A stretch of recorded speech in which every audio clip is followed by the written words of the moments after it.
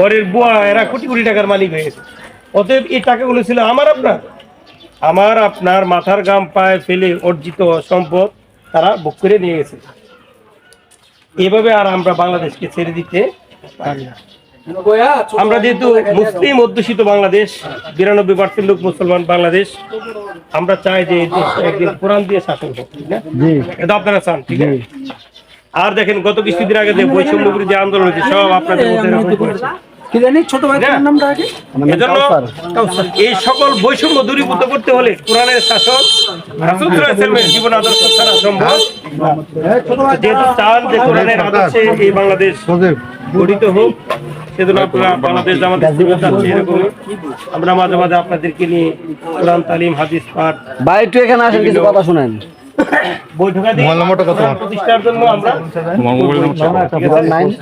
আপনারা নামটা লেখালে